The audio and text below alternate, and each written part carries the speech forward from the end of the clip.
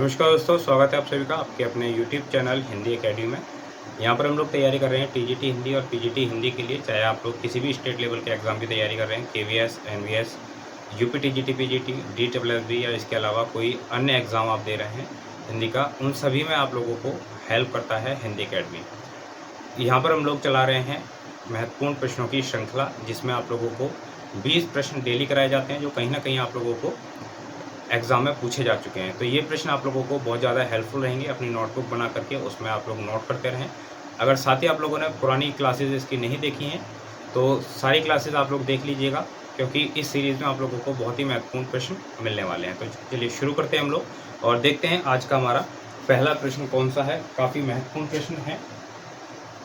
देखिए, क्वेश्चन पूछा गया है, रीति को काव्य का स्वभाव किसने माना है? रीति को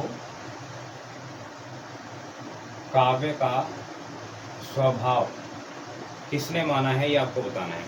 तो किसने माना है? केशवदास ने। रीति को काव्य का स्वभाव माना है केशवदास ने। अगला क्वेश्चन है, जुगुप्सा किस रस का स्थायी भाव है? कौन सा रस है जिसका स्थायी भाव जुगुप्सा होता है? तो सही आंसर इसका क्या रहेगा? विभत्स। विभत्स रस। क्वेश्चन नंबर 3 देखेंगे। पूछा गया है, आचार्य शंकुक ने किस वाद की स्थापना की है? आचार्य शंकुक ने किस वाद की स्थापना की है? तो आंसर क्या रहेगा? अनुमितिवाद। क्वेश्चन नंबर 4, पानी गए ना उबरे मोती मानुष चून। इन पंक्तियों में आपको बताना है कौन सा अलंकार प्रयोग हुआ है। तो कौन सा अलंकार हुआ है यहाँ पर? यहाँ हुआ है श्लेष अलंकार। जो पानी है यहाँ पर, उसके 3 अर्थ हैं। ठीक है, जब अलंकार पढ़ेंगे तो डिटेल में हम लोग देखेंगे इसको।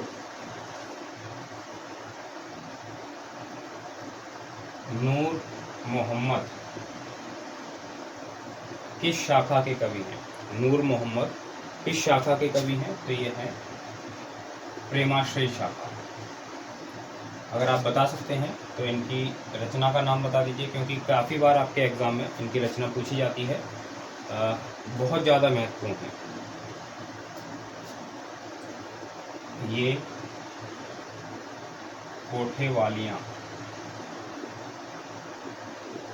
ये कोठेवालियाँ, इसके लेखक कौन हैं? ये कोठेवालियाँ अमृतलाल नागर। क्वेश्चन नंबर 7,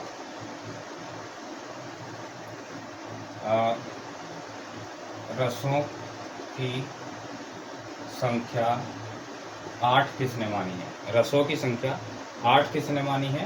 तो उत्तर क्या हो जाएगा? भरत मुनि। क्वेश्चन नंबर 8 देखेंगे।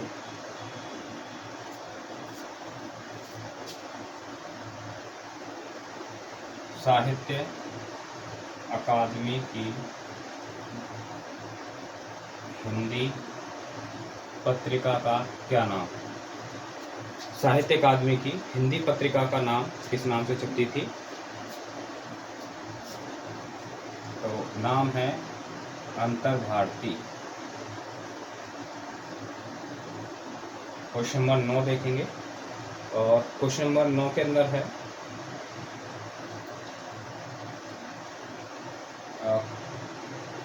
मलबे का मालिक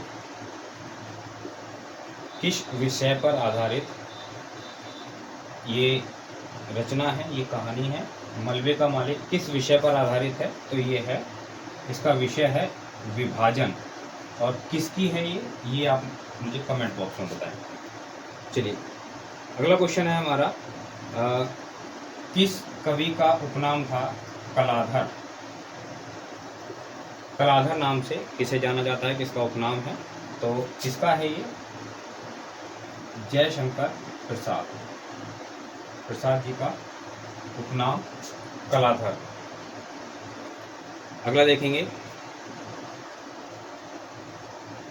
माटी की मूर्तें, माटी की मूर्तें कौन है इसके रचनाकार? रामवृक्ष बैनीपुरी, रामवृक्ष बैनीपुरी माटी की मूर्तें बहुत ही ज़्यादा महत्वपूर्ण है। अगला क्वेश्चन पूछा है, बुंदेली किस बोली की उपबोली है? तो किसकी है? अवधी। तो ये हमारे 12 प्रश्न हो गए हैं। चलिए इसको रफ करके आगे चलते हैं। साथ ही बोर्ड पर आप लोगों को एक नंबर दिखाई दे रहा होगा। इसी प्रकार के 2000 से 2100 प्रश्नों की एक श्रृंखला हमारे पास है ईबुक के रूप में। आप चाहें तो ले सकते हैं, आपको बहुत ज़्यादा हेल्प करेगी। 60 से 70% तक क्वेश्चन आप लोगों को देखे जा सकते हैं किसी भी हिंदी के एग्ज़ाम में वहाँ से, तो काफ़ी महत्वपूर्ण है। आप चाहें तो ले सकते हैं, मुझे व्हाट्सअप कर सकते हैं इस नंबर पर। मैं आप लोगों को लिंक प्रोवाइड कर दूंगा जहाँ से जाके आप परचेज़ कर पाएंगे बहुत ही मामूली सी कीमत को देख करके। चलिए अगला क्वेश्चन देख लेते हैं। और अगला क्वेश्चन है, एक रचना है जिसका नाम है इश्कलता। किसकी है ये रचना, ये आप बताएंगे। तो इश्कलता है घनानंद की। चलिए क्वेश्चन नंबर 14,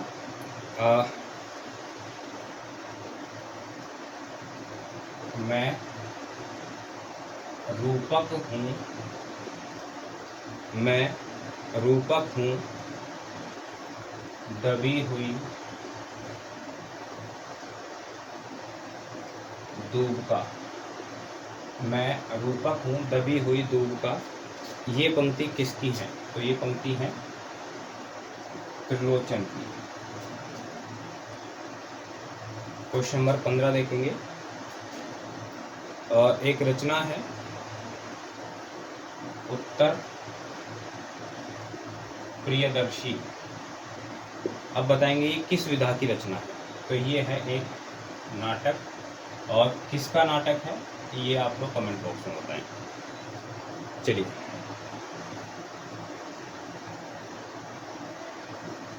चर्यापदों के रचनाकार कौन है? अधिकतर जो चर्यापद हैं वो किसने लिखे हैं? ऑप्शन बता दूं आपको कि नाथों ने लिखे हैं, संत कवियों ने लिखे हैं, तांत्रिकों ने लिखे हैं, या बौद्ध या फिर सिद्ध ने लिखे हैं। किसने लिखे हैं? तो उत्तर क्या हो जाएगा? नाथ। जो नाथ कवि थे उन्होंने चर्यापद जो है वो काफ़ी लिखे हैं। अगला है हरिदासी संप्रदाय का दूसरा नाम क्या है? हरिदासी संप्रदाय का दूसरा नाम क्या है, और किस नाम से इसको जानते हैं? सखी संप्रदाय के नाम से। इसके जो है संपादक कौन है ये आप मुझे बताएंगे। किसने इसका प्रवर्तन किया है हरिदासी संप्रदाय का? लोर कहा या लोर कथा? लोर कहा या लोर कथा किस काव्य का दूसरा नाम है ये आपको बताना है। किस काव्य को लोर कहा या फिर लोर कथा कहा जाता है? तो ये कहा जाता है चंदायन को, और ये चंदायन किसकी रचना है ये आप मुझे बताएंगे। सूफी काव्य की पहली रचना इसको माना जाता है, किसकी है ये आप बताइए। चलिए अगला क्वेश्चन,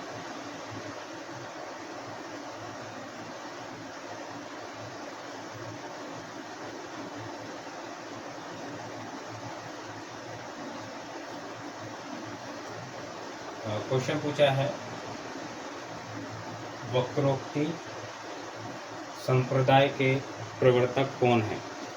वक्रोक्ति संप्रदाय के प्रवर्तक कौन है? तो वो है हमारे कुंतक।